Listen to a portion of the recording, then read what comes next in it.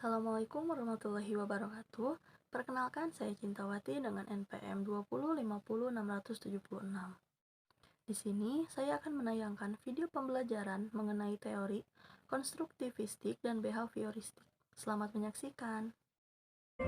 Teori behavioristik dimulai dari stimulus dan respon, kemudian interaksi dalam lingkungan, lalu akan mengakibatkan perubahan tingkah laku. Siswa diandaikan botol kosong yang siap diisi oleh air sebagai perumpamaan dari pengetahuan, yang nantinya botol akan terisi oleh air. Jadi siswa diasumsikan belum tahu apa-apa, guru berceramah dan siswa mendengarkan dan mencatat saja, kesempatan bertanya kurang. Contohnya, ketika guru memberikan studi kasus kepada murid, secara tidak langsung guru telah memberikan stimulus. Kemudian ketika murid mendengar dan berpikir apa yang disampaikan guru, artinya murid tersebut telah merespons stimulus yang diberikan. Di akhir pembelajaran, guru mengevaluasi apakah siswa sudah menguasai pengetahuan yang telah dijelaskan atau belum. Bagi siswa yang pandai atau memperoleh nilai 100, guru senantiasa akan memberikan pujian, bahkan hadiah. Hal sebaliknya terjadi pada siswa yang kurang pandai atau mendapat nilai jelek, guru malah akan memberikan hukuman dan teguran.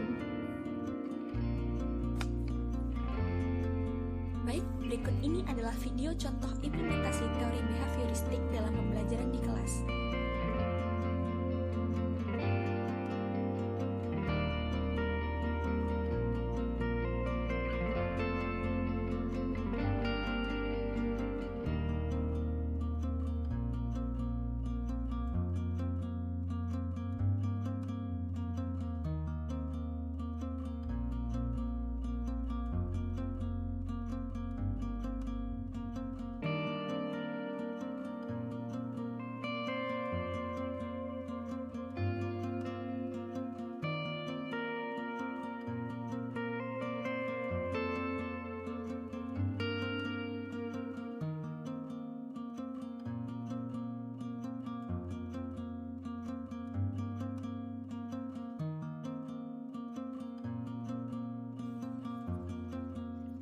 Video tersebut merupakan implementasi teori behavioristik karena ditandai dengan adanya budaya guru menjelaskan, siswa mencatat.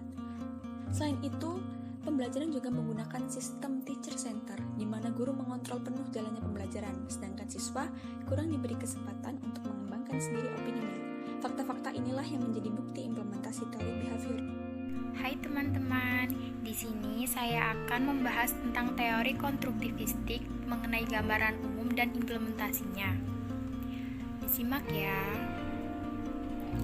Apa yang kalian ketahui tentang teori konstruktivistik? Nah, iya, teori konstruktivistik ialah teori belajar tentang bagaimana membangun pengetahuan dalam individu itu sendiri. Berikut mengenai ciri-ciri pembelajaran yang menganut teori konstruktivistik. Teori ini mendorong terjadinya kemandirian dan inisiatif pada belajar siswa atau peserta didik. Dan yang kedua, teori ini berpandangan bahwa belajar merupakan suatu proses, bukan merupakan pada hasil. Dan yang ketiga adalah teori ini menghargai peranan pengalaman kritis dalam belajar. Misalnya ada beberapa peserta didik yang memiliki pemikiran kritis, yaitu selalu bertanya pada tenaga pendidik, yakni kita hargai karakter tersebut. Dan yang keempat adalah memberikan kesempatan pada siswa untuk membangun pengetahuan baru. Pembelajaran konstruktivistik dapat dilakukan dengan cara yang pertama, berpusat pada peserta didik. Yang kedua, membutuhkan komunikasi dan kerjasama. Jadi, antara tenaga pendidik dan peserta didik harus saling berkomunikasi untuk berdiskusi ataupun membahas suatu masalah yang terjadi, dan harus saling bekerja sama untuk menyelesaikan masalah tersebut. Dan yang ketiga adalah mementingkan penciptaan situasi, karena situasi ini penting dalam berlangsungnya proses pembelajaran konstruktivistik ini. Dan yang keempat adalah belajar merupakan perilaku sosial, yakni belajar tidak dilakukan sendirian, tidak dilakukan secara individu, tapi dilakukan secara bersama-sama. Dan yang kelima, pembelajaran harus efektif. Dan yang terakhir ini rekonstruksi. Rekonstruksi ini ialah mengubah pengetahuan lama menjadi pengetahuan baru. Berikutnya adalah implementasi teori belajar konstruktivistik. Berikut adalah video implementasi teori belajar konstruktivistik. Bisa hitung-hitungan? Bisa. Piro? Jajal. 2 tambah 2 piro? 4. 3 tambah 3. Karo. Jajal. Iki berapa? 1, Iki? 2, Iki? 1,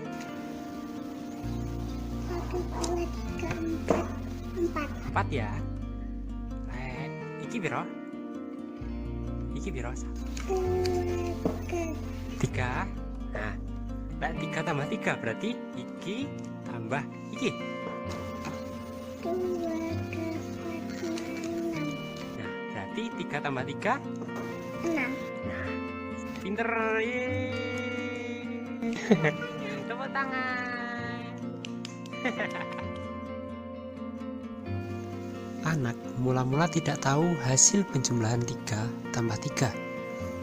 Namun berbekal pada kemampuannya yaitu mampu menghitung kuantitas suatu barang secara mandiri dan dengan arahan sedikit dari orang lain, maka si anak akan mampu melakukan penjumlahan secara mandiri. Cukup sekian yang dapat saya sampaikan.